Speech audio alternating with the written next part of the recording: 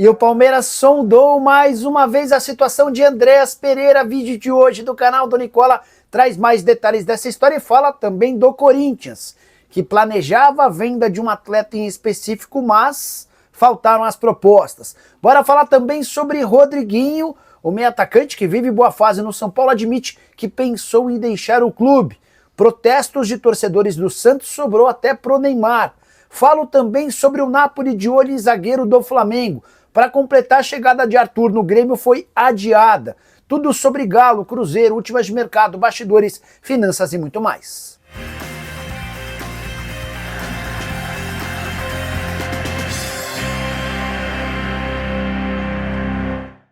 Fala aí pessoal, sou Jorge Nicola, bem-vindos a mais um vídeo do canal, sempre bom ter vocês por aqui, sem perder tempo, pedir para deixar like, se inscrever no canal e ativar as notificações. Terceiro vídeo da terça-feira, tudo para deixar você sempre muito bem informado, até por isso peço que deixe like, se inscreva no canal e participe comentando sobre o que quiser, beleza? Agora sim, bora começar o vídeo com aquele tradicional giro de notícias e a primeira informação é sobre André Castro, que confirmou nessa terça-feira sua candidatura à presidência do Corinthians. Ele registrou sua chapa lá no clube e na quinta-feira ele promete conceder uma entrevista coletiva para contar detalhes sobre esse aporte de 5 bilhões e meio de reais que ele garante ter à disposição. Importante contar também que trata-se de um banco digital, segundo André, que está disposto a aportar tanto dinheiro. Hora de falar sobre o Botafogo, que formalizou a terceira proposta diferente por Alex Vinícius, zagueiro que pertence ao Atlético Goianiense. A primeira de empréstimo com opção de compra foi recusada, a segunda com empréstimo com obrigação de compra também. Agora o Botafogo tenta a compra do atleta em definitivo. Quero falar também que Jean Lucas, do Bahia, é mais um dos atletas na pré-lista de convocados de Carlo Ancelotti, aquela relação com os 50 jogadores. Nos próximos dias o treinador da seleção divulga a lista final com 23 a 26 nomes. Hora de falar sobre o Cruzeiro e as primeiras críticas ao trabalho recente de Leonardo Jardim, treinador português que era super elogiado enquanto o Cruzeiro era líder do Campeonato Brasileiro. Bastou uma sequência ruim de resultados e as primeiras cornetadas vieram. E isso está muito associado ao fato de o Cruzeiro fazer ótimos primeiros tempos e não conseguir manter essa qualidade na etapa final. Bora aos números? Últimas partidas do Cruzeiro: vitória contra o Mirassol, contra o Santos e contra o Botafogo na etapa inicial e derrotas nas etapas finais para Mirassol, Santos e Ceará. Houve um empate com o Botafogo na etapa final e o Cruzeiro, que havia empatado com o Ceará no primeiro tempo, acabou sendo derrotado pelo Vovô na etapa final. Essa crítica se torna ainda maior quando percebe-se que o Leonardo Jardim mexe pouco no seu elenco. Por exemplo, na partida contra o Mirassol foram apenas 2 substituições. O Lautaro e o Matheus Henrique acabaram entrando e, entre outras coisas, o Leonardo Jardim morre no banco de reservas com o Gabigol. Mesmo precisando do resultado, o Mirassol já havia conseguido um empate e o Cruzeiro com a necessidade de fazer mais um gol e o Gabigol não foi utilizado. Leonardo Jardim foi perguntado sobre o tema na entrevista coletiva depois do empate com o Mirassol e disse: tivemos 6 jogadores que normalmente atuariam que ficaram de fora nessa partida. O que ele quis dizer é que a qualidade do elenco não é tão grande e com ausências básicas do jogo ele se sentiu com um banco de reservas menos qualificado, até por isso não fez mexidas. Gostaria de saber muito a sua opinião sobre o tema, já uso o espaço para comentário e registro o que você pensa, beleza? Hora de falar sobre o Clube Atlético Mineiro. Por que o Galo ainda não anunciou o Juan Tressoldi, zagueiro que pertence ao Sassuolo e está desde quinta-feira da semana passada em Belo Horizonte? Primeiro ponto: o atleta ainda está passando por alguns exames médicos, nada que possa melar a negociação, mas é importante contar que o Atlético já sabe que só vai contar com o Juan Tressoldi daqui a um mês. Depois de deixar o São Paulo, ele precisou passar por uma pequena intervenção cirúrgica no joelho. Já era sabido que ele precisaria dessa cirurgia pequena, que demanda algum tempo de recuperação. Até por isso, os exames médicos estão sendo feitos, o atleta será anunciado e ficará no Atlético, com algumas restrições além dessa questão de mais um mês de recuperação. O Tressoldi não pode disputar a Copa do Brasil porque já defendeu São Paulo em fases anteriores, o que o impede, por exemplo, de ser reforço atleticano para a partida contra o Cruzeiro, mata-mata super importante de quartas de final. Só para completar o noticiário do Galo, semana decisiva, confronto contra o Godoy Cruz na Argentina, valendo vaga nas semifinais da Sul-Americana. Hora de falar sobre a chegada de Arthur ao Grêmio. Dá para dizer que a projeção inicial de que o Arthur estaria quarta-feira em Porto Alegre não vai se confirmar. Entre Grêmio e Arthur segue tudo absolutamente resolvido, mas entre Arthur e Juventus dá para dizer que a coisa desandou. Tudo também está associado ao acerto com o Grêmio. A Juventus mudou algumas condições que haviam sido estabelecidas com o atleta a partir do momento que soube que o Arthur já tem novo clube para jogar. A Juventus queria que o Arthur abrisse mão de dinheiro e o Arthur não está disposto a abrir mão de muita grana. Atleta que ganha 3 milhões e 200 mil reais por mês na Juventus da Itália, ele tem mais um ano de contrato. A tendência é que esse acerto seja definido nas próximas horas e o Arthur desembarque na capital gaúcha pelo menos até o fim da semana.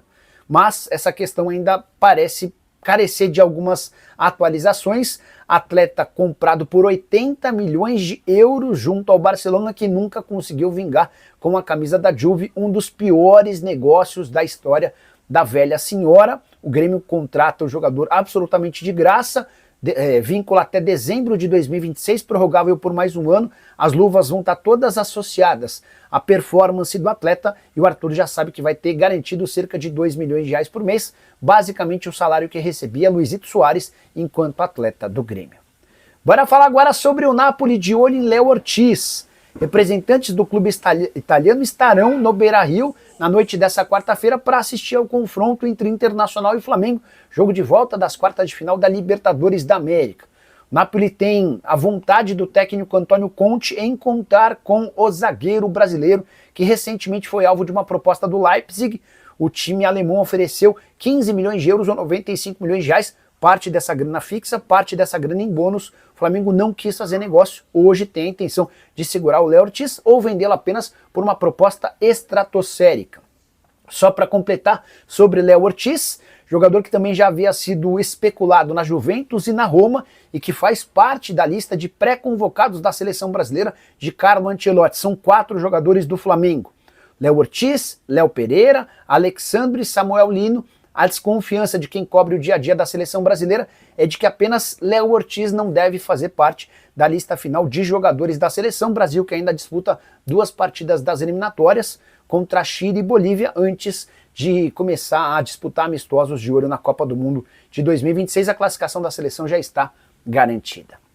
Hora de falar sobre Rodriguinho, meio atacante que tem rendido bem mais com a camisa do São Paulo desde a chegada do técnico Hernan Crespo. Ele admitiu em entrevista recente que pensou em deixar o São Paulo, especialmente enquanto o Luiz Ubeldi era o técnico do tricolor. Bora para a frase do jogador formado em Cotia. Abre aspas para ele: sair do São Paulo passou pela minha cabeça sim, mas eu falava, pô, tem que ser aqui, porque aqui é o lugar que eu amo jogar no São Paulo, é a minha casa. O ano passado foi o ano mais difícil da minha carreira. No fundo, eu sabia que teria que dar a vida e a volta por cima. E aí o Rodriguinho completa afirmando: não posso sair do São Paulo dessa forma. Acontece que a mudança no comando técnico permitiu ao Rodriguinho ter mais oportunidades lá atrás. Quando o Crespo era o treinador em 2021, ele começou a conhecer o Rodriguinho, que estava subindo ao time principal, e essa relação pesou para que o Rodriguinho tivesse mais oportunidades. Na atual temporada são 17 jogos, 1 gol e 2 assistências, e dá para perceber um crescimento básico, óbvio, evidente, de produção do jogador. Hora de falar sobre protestos da torcida do Santos no centro de treinamento do clube. Sobrou até para Neymar. Integrantes de uma das principais organizadas do Santos estiveram no CT e pediram em especial pela saída do atacante Guilherme, que na derrota por 6-0 contra o Vasco no último domingo no Morumbi perdeu 2 chances claríssimas. E o Guilherme acompanhou todos esses protestos e os xingamentos pedindo sua saída. Entre outros gritos, pudemos escutar, abre aspas, joga vagabundo, respeita o Santos, maior time do mundo. Neymar também ouviu algumas poucas e boas e tentou sair em defesa do grupo, afirmando, abre aspas, estamos tentando mudar as coisas. Alexandre Matos, executivo de futebol do Santos, também participou da reunião que foi pra lá de tensa, com presença de polícia e tudo mais. Um dos líderes da torcida organizada disse que os jogadores mereciam receber tapas de mão aberta por tudo que foi feito no 6-0 contra o Vasco. Só para completar, Santos, que ainda não conseguiu definir um novo técnico, as tratativas com o Jorge Sampaoli estagnaram. Tudo porque o Sampaoli não aceita reduzir suas pedidas, especialmente em relação a reforços. O Santos alega que não tem capacidade para grandes investimentos nesse momento. Está confirmado que Matheus Bach, se não chegar nenhum técnico, será o treinador interino na próxima partida do Santos. É ele quem tem comandado os treinos do Peixe durante a semana. Bora mudar de assunto e falar sobre Andréas Pereira. Meio-campista e velho sonho do Palmeiras. Nos últimos dias, o Verdão voltou a sondar a possibilidade da contratação do atleta. Andréas está com 29 anos de idade, ainda pertence ao Fulham e ficou de fora da estreia do time na Premier League, assistiu no banco de reservas ao jogo do seu time. Importante contar que a sondagem não deve avançar. Isso porque o Palmeiras, nessa tratativa inicial, foi informado de que o Andréas Pereira pensa em deixar o Fulham, mas apenas para jogar no futebol europeu. Ele pretende se mudar para um time que dispute títulos com mais frequência. No Fulham, a chance dele ser campeão é muito pequena. Na janela do início do ano, o Palmeiras chegou a sugerir ao Fulham 18 milhões de euros, ou 115 milhões de reais. A informação que corre no Palmeiras hoje é de que não há mais a possibilidade de um investimento desse tamanho, até porque reforços de peso já foram adquiridos pelo Palmeiras ao longo do ano, ou seja, essa grana que estava disponível para a compra do Andréas Pereira foi utilizada em outros nomes. Verdão segue na busca por um substituto para o Richard Rios, mas não tem nenhum nome próximo de ser fechado. Marcel Ruiz pretende continuar no Toluca ou se mudar para a Europa. Nelson de Ossa virou reforço do Betis. Wendel e Andréas Pereira não tiveram avanços. Só para completar, registrar também que o Palmeiras pretende lançar sua terceira camisa da temporada de 2025 na partida contra o Sport, marcada para o Allianz Parque na próxima segunda-feira. Hora de falar sobre o Corinthians, que se frustrou com a falta de propostas por Breno Bidon. É óbvio que o Timão passa por enormes dificuldades financeiras, qualquer um sabe disso. E diante desse planejamento, a ideia do presidente Osmar Stabile era fazer pelo menos uma boa venda de atleta nessa janela da metade do ano, e o jogador escolhido era Breno Bidon.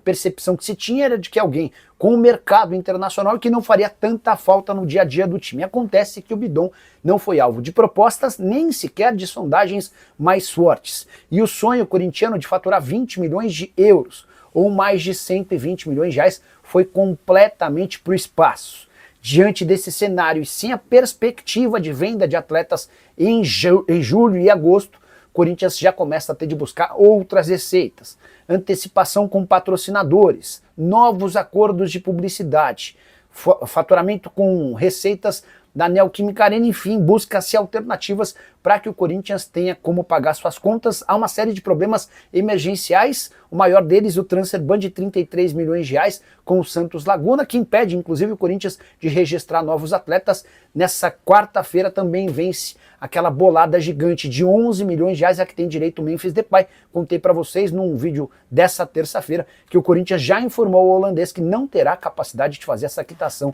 de forma imediata. Só para completar sobre o Memphis, por conta de uma virose, ele não participou dos treinos nem dessa segunda, nem da terça-feira. Timão que também decidiu por afastar dos treinos Héctor Hernández, o centroavante espanhol fora dos planos do técnico Dorival Júnior, vai treinar em horários separados. É mais uma medida para que o Corinthians consiga se livrar rápido do Héctor Hernández. A impressão que se tem é de que o Héctor, diante desse cenário, vai buscar um clube para deixar o Timão. A saideira, Matheus Donelli, há mais de um mês afastado do restante do elenco, segue sem conseguir encontrar clubes. É outro jogador que não faz parte dos planos do técnico Dorival Júnior. Se curtiu o vídeo, não esquece de deixar like, de se inscrever no canal. A gente se encontra assim que surgir novos assuntos. Tem live às 7 da noite. Tchau!